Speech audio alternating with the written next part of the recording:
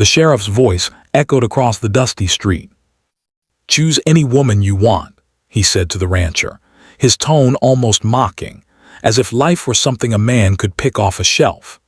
The gathered crowd murmured, their eyes flickering between the sheriff, the group of frightened women standing beside the wagon, and the tall, quiet rancher who stood with his hands resting gently on the shoulders of the two little girls beside him. He wasn't the kind of man who spoke unless necessary. Broad-shouldered, sunburned, a little worn by grief and long days raising his twin daughters alone. Everyone knew his story. His wife had died 3 winters ago, leaving him with 2 infants and a heart full of silence. But today, as he stood there, dust swirling around his boots, he wasn't thinking about loneliness. He was thinking about protecting his girls. The sheriff nudged him again. "Well, we ain't got all day." The rancher bent down slightly, whispering to his twins. "Stay close to me, all right." Both nodded, their small hands clutching his fingers. They were identical tiny, with big brown eyes that carried both their mother's spirit and their father's quiet strength. The sheriff sighed, irritated. "Pick someone, Jake." These women were caught trespassing and stealing from the town store. Instead of jail time, the mayor decided they could repay the community by serving on local ranches. Food and shelter in exchange for work. You need help, everyone knows that. Jake wasn't against helping someone in need, but he didn't like the way the sheriff spoke, as if these scared women were property. His eyes drifted over them, most stared at the ground, some trembled, one quietly cried. Jake's jaw tightened. He opened his mouth to speak, but his daughters tugged his sleeve at the same time. He looked down. Both girls were staring at one woman at the very end of the line.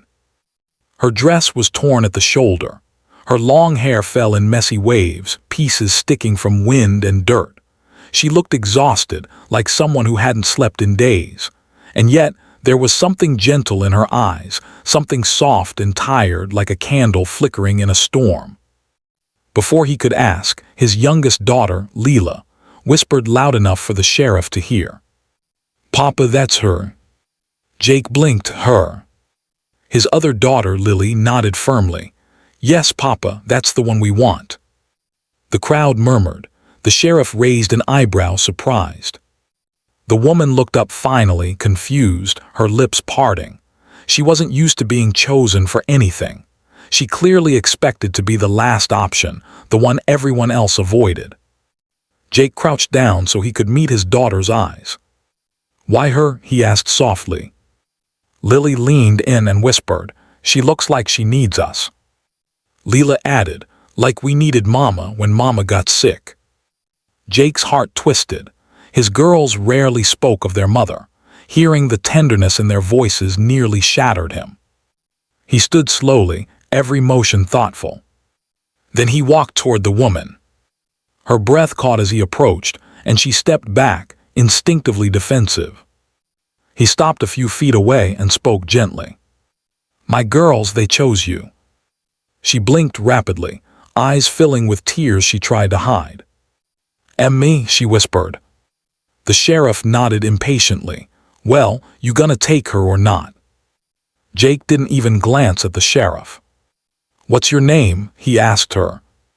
She hesitated. "Myra." "Myra," Jake repeated softly, the name settling into him like it belonged there.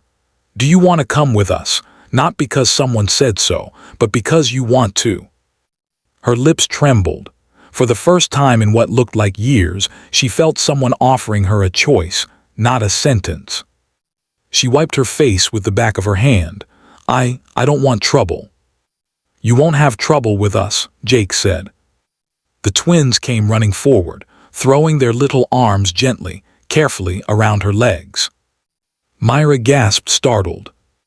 "We'll take care of you too," Leela whispered. "You can sleep in Mama's old room if you want," Lily added. Jake swallowed hard at that, emotion tightening his chest. The sheriff clapped his hands once. "Good," settled then.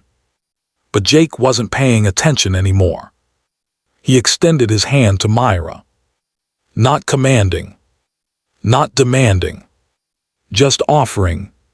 She stared at it for a long moment, then placed her trembling fingers in his palm. Jake closed his hand around hers, warm, steady, strong. The twins cheered. Myra let out a shaky breath, tears slipping silently down her cheeks, not from fear, but from something she hadn't felt in years. Belonging. Jake looked at her, voice low. You're safe now. Why? She whispered. He glanced down at his daughters, who clung to her like she'd always been there. Because they chose you, he said softly, and I trust their hearts more than my own. Then, with Myra walking beside him and the twins holding her hands like they'd found a missing part of their family, the rancher led them all home. For the first time in a very long time. None of them walked alone.